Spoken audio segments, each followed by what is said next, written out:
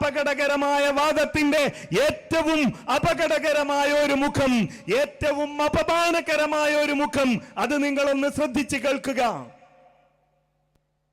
എത്രത്തോളം എന്ന് വെച്ചാൽ സുന്നികൾ ഇന്ന് വെല്ലുവിളിക്കുകയാണ്.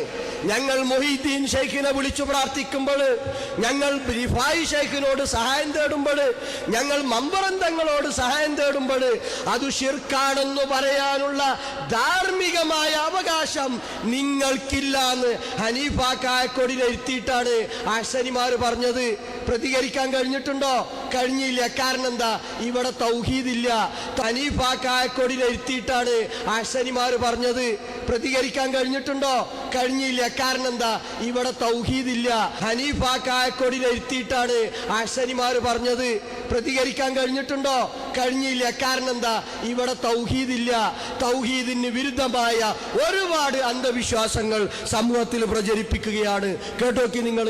ഞാൻ ഇത്ര സമയം ജിന്നും മലക്കും പരാമർശിച്ചിട്ട് തൊടാൻ പോലും നിങ്ങൾക്ക് കഴിഞ്ഞില്ല, എനിക്ക് കഴിയുകയുമില്ല.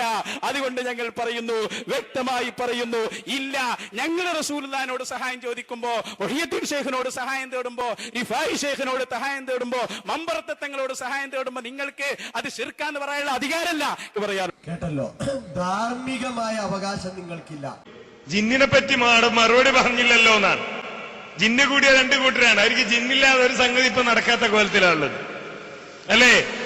ജിന്നുമായി കുറെ കാലം രംഗത്ത് വന്ന് ഇസ്ലാഹി പ്രസ്ഥാനത്തിന്റെ പണ്ഡിതന്മാർ രംഗത്ത് വന്നൊരു 3 ഖണ്ഡന പ്രസംഗം നടത്തിയതോടുകൂടി ജിന്നുമായി മാളത്തിൽ ഒളിച്ചിരുന്നു മടവൂരികൾ. ഇപ്പൊ ആലുവ സംവാദം കഴിഞ്ഞിട്ട് നമ്മളോട് ചോദിക്കുക, എന്താ ജിന്നിനെ പറ്റി ചോദിച്ചാൽ നിങ്ങൾ മറുപടി അറിയുന്നത്? ഓല് ചോദിക്കുന്ന ചോദ്യത്തിനൊക്കെ മറുപടി അറിയാൻ പോയതല്ല ഞങ്ങള്. പ്രിയപ്പെട്ടവരെ, ഈ ഒരു ദുരവസ്ഥ ഒരു മുജാഹിദ് പ്രവർത്തകനും ഉണ്ടാകാൻ പാടില്ല.